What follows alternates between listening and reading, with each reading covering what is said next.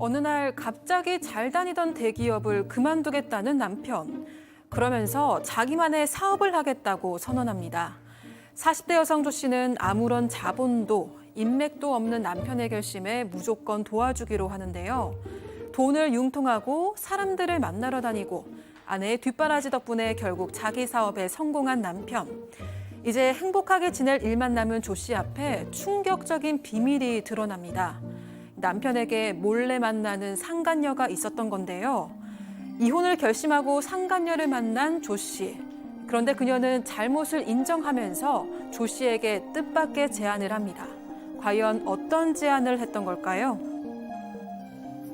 자, 저희가 실제 사연을 당사자가 특정될 수 있기 때문에 조금 각색했다는 말씀 드릴게요. 자, 오늘 사연의 주인공 40대 아내. 예. 네, 일단 이 부부는요, 학교 졸업반, 그러니까 대학 때 소개팅으로 만나서 3년 연애하고 결혼을 했습니다. 워낙 남성이 똑똑하고 착했기 때문에 여성이 따라다니다시피 해서 결혼까지 이르게 됐다고 하고요. 이 양측 모두 그렇게 그 집안 형편이 좋은 편이 아니었습니다. 게다가 남편 혼자 외벌이를 하는 상황이었기 때문에 아내가 상당히 좀 알뜰하게 살림을 꾸려나갔고, 그래서 형편도 많이 괜찮아졌다고 합니다. 남편은 계속해서 대기업을 다니고 있던 상황이었는데 입사 15년 차가 됐을 때 갑자기 내 사업하고 싶다 라면서 아내한테 도와달라고 했습니다. 어허. 사실 먹고 살기 좀 괜찮았다 정도이지 그렇다고 딱히 여유가 있었던 건 아니었기 때문에 고민이 많이 됐는데, 게다가 또 시가나 친정에서 넉넉한 편이 아니니까 사업 자금 도움을 받을 수도 없는 상황이었습니다. 하지만 남편이 굉장히 간절해 보여서 아내는 이런 남편을 좀 지지하고 도와주기로 결심을 합니다. 결국 아내는 주변에서 반대를 했는데도 불구하고요, 아파트 명의로 이 주담대를 꽉 채워서 받고 또 지인들한테 돈도 빌려서 앞장서서 이렇게 남편의 사업 자금을 마련해 줬습니다. 사업이 참 말이 쉽지 이게 정말 어려운데 말이죠. 그렇습니다. 남편이 사업을 시작하는데 IT 계열의 사업을 했나 봐요. 작은 사무실을 얻어가지고 직원 2명으로 시작을 했는데 다행히 남편 사업이 총망받는 기업으로 인정이 돼가지고 아마 그 대기업 투자자 받으니까 승승장구한 거죠.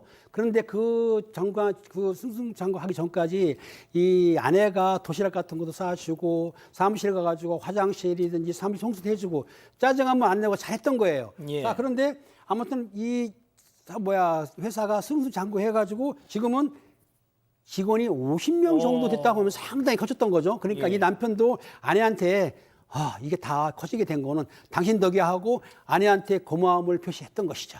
그 말로만 할 게 아니라 네. 앞서 보신 그 명품백 같은 거 딱 이렇게 선물도 해야 되는 거 아닙니까? 명품백은 아니지만 이제껏 좀 고마웠던 가족들에게 여행을 가자라고 25주년 결혼기념일을 맞이해서 감사하는 의미에서 가족 여행을 제안을 했다라고 하고요. 아내가 항공권하고 호텔을 미리 예약을 하고 이 여행 갈 날을 기다렸는데 여행 2주일을 남겨두고 문제가 좀 생겼습니다. 무슨요? 남편이 그 투자하기로 한 회사가 이 프로젝트에 문제가 생겨서 휴가를 갈 수 없다라고 남편이 얘기를 했고요. 엄청 중요한 일이기 때문에 남편 속상하지만 난 휴가 안 가겠다. 다만 모두 가족들이 취소하기에는 너무 위약금이 크기 때문에 나 빼고 다른 가족들이 좀 가라라고 해서 아내 입장에서도 그렇게 해야 되겠다 해서 아내하고 가족들만 출발하게 되는 겁니다. 예. 이 원고에는 속상하겠다라고 돼 있는데 솔직히 남편 안 가고 가면 더 좋지 않나요, 소장님? 네. 뭐 더 좋을 수도 있겠지만 아쉬울 수도 있죠. 근데 어쨌든 이 집은 아빠는 못 가겠다고 하는데 애들은 아빠 없이도 가고 싶다라고 얘기를 해서 결국 여행을 가기로 했습니다. 여행을 이제 갔어요. 근데 아내는 남편한테 너무 미안한 거죠. 남편은 일만 하고 있는데 우리 가족은 나름 다 이렇게 행복하게 즐겁게 지내니까 해서 계속 남편한테 사진 보내주고 안부를 묻고 문자를 했어요. 남편도 너무 다정하게 대답을 해주고. 근데 이제 큰 문제가 생기는 문자가 하나 옵니다. 갑자기 아내한테 누구누구야, 나 술 조금밖에 안 마셨어. 곧 너희 집으로 갈게. 기다려. 이렇게 온 거예요. 너무너무 놀랐죠. 아내는 너무 놀랐고 이제 수상하고 좀 남편한테 이거 무슨 문자야? 라고 물어보니까 몰라, 잘못 보낸 건데? 뭐 이러고 얼버무린 거예요. 이제 이때부터 이제 아내는 신뢰가 깨지기 시작했습니다. 자, 일단 저런 문자가 확인이 된 만큼 그 여행 뭐 어디 무슨 파리를 가면서 뭐 에펠탑이 눈에 들어오겠습니까? 예? 여행 그 계속 그 문자 생각만 날 거 아니에요. 그러니까 중간중간에도 얼마나 하고 집으로 돌아가면 지금 뭐가 해결이 될까 싶었겠습니까? 하지만 이 아이들이 있었기 때문에 그러질 못했고요. 그래서 어쩔 수 없이 일단 여행 일정은 다 소화를 했습니다. 결국 집에 와서 조금 더 알아봐야겠다 이렇게 예. 결심을 했는데 여성이 옛날에 그 남편 사무실에서 조금 일을 도와줬던 적이 있습니다. 그러면서 이 남편의 SNS 비밀번호를 알게 됐었는데 그동안은 이걸 굳이 들여다볼 일이 없어서 굳이 보고 있지 않았던 겁니다. 하지만 이번 일 겪으니까 그 생각이 나서 로그인을 해보게 됐고요. 그야말로 판도라의 상자가 열렸습니다. 아이고야. 당연히 외도 중이었고 웬 여성이랑 메시지며 사진 같은 것들을 주고받고 있었고 또 심지어는 나 자기한테 보내야 되는 문자인데 아내한테 잘못 보냈다. 이런 얘기까지 한 것도 있었습니다. 아하. 더 충격적인 건 이렇게 아내랑 아이들 여행 보내놓고 상간녀랑 집 데이트를 즐기고 있었다는 겁니다. 아, 소장님. 예. 너무너무 이제 속상한 거죠. 왜냐하면 그동안 너무 내조를 열심히 하셨잖아요. 남편을 정말 철석같이 믿고 있었고 이제 와서 생각을 해보니까 그렇다. 남편이 외박도 많이 했고 맨날 퇴근도 너무 늦었다라는 생각이 든 거예요. 눈물이 날 것 같았지만 남편한테 이제 담담히 얘기했습니다. 난 도저히 이제 못 참겠으니까 이혼하자. 그 재산은 내가 너무 많이 도와서 이만큼 일궈 오니까 반을 달라라고 얘기를 했어요. 그러니까 이제 남편이 싹싹싹싹 비는 거예요. 실수였다. 정말 실수였으니까 딱 한 번만 봐줘라라고 얘기를 했어요. 근데 이 지금 외도 기간이 사실은 2년이 넘었거든요. 상당히 오래된 관계입니다. 아내는 이혼은 좀 미룰 수 있더라도 이 너무 용서가 안 돼서 상간녀한테 사과를 받고 싶다. 그리고 누군지 너무 궁금하다라고 그렇죠. 얘기를 해서 남편한테 그것도 안 해주면 정말 이혼을 불사하겠다라고 얘기하면서 그 연락처를 받게 됩니다.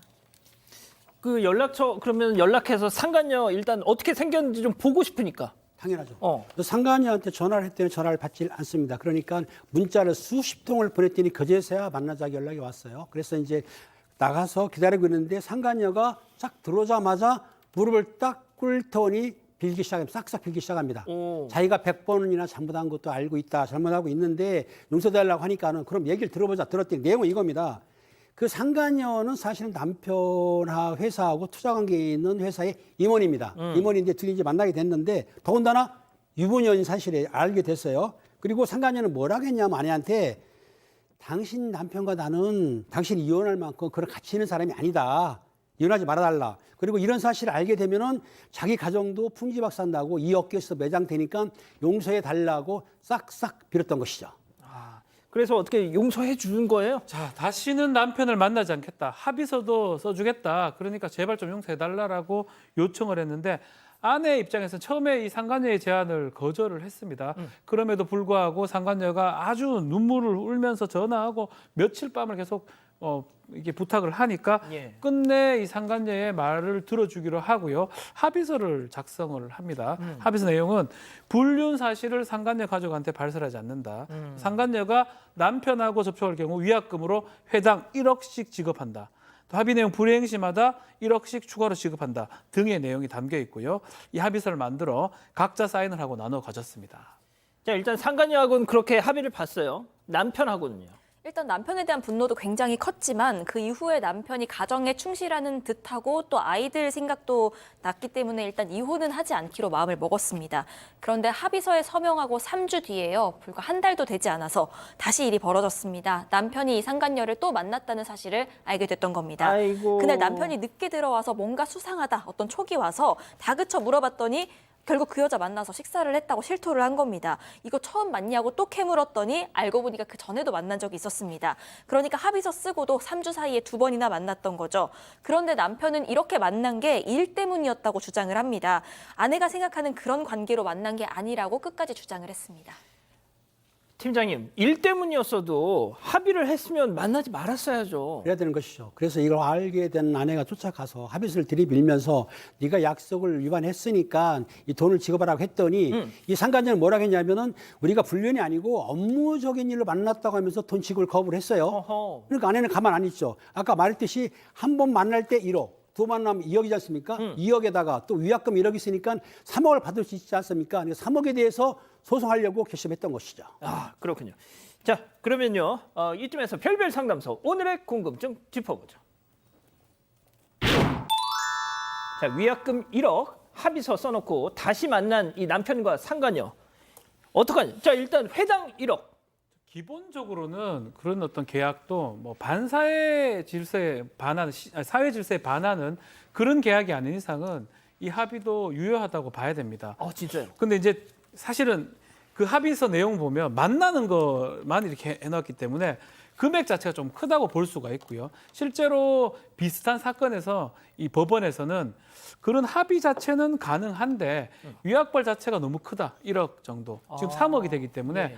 그거 제한을 할 수는 있습니다. 그래서 법원에서는 5천만 원 초과하는 부분, 그런 부분은 인정할 수 없고 그까지는 인정할 수 있다라고 판결한 사례가 있습니다. 근데 만약에 이 사람이 둘 간에 주고받은 합의서죠. 이게 뭐 무슨 법적 효력이 있어 막 이렇게 막 진짜 배째라는 식으로 나오면 어떻게 되나요? 사실 합의서라는 게 이 둘 간의 의사가 합치되는 거거든요. 구두로 하더라도 되는 거고요. 가장 강력한 효과를 부여받으려면 예컨대 우리 공증이라 그러죠.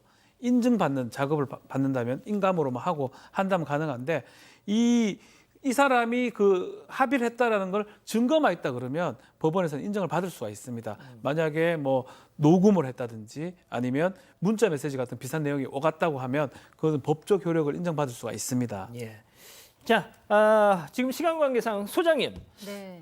이거는 지금 근데 우리 가족 여러분들은 네. 이게 뭐 이혼해야지 뭐 지금 이러고 계세요.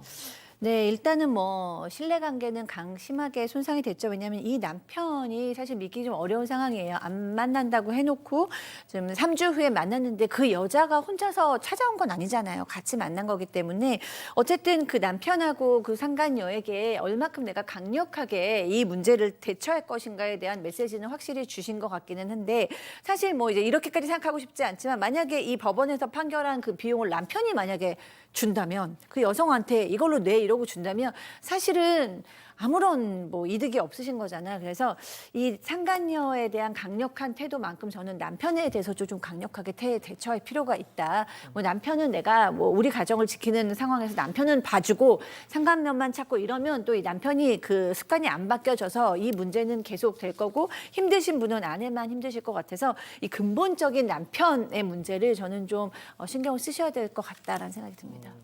자, 우리 가족 여러분들 뭐라고 하십니까? 네, 일단 에버글로우님 러브버그 같은 것들이네요. 이런 의견 주셨고요. 얌윰님 불륜녀한테 2억 받고 남편 재산 반 받고 이혼해서 신나게 삽시다 하셨습니다. 김광숙님 저하고 똑같은 사건이네요. 격리하고 바람 피워서 결국 갈라섰는데 아이고야. 저런 인간은 정말 사라져야 합니다. 이런 의견 주셨습니다. 아이고야, 또 딱 또 그런 상황에 있으셨던 우리 가족 여러분이 계셨군요. 알겠습니다. 별별 상담소 이렇게 정리하고요. 사건의 진실을 추적하고 싶다는 사반 가족분의 사연인데요. 궁금하시다면 사건반장 유튜브 채널을 구독해주세요.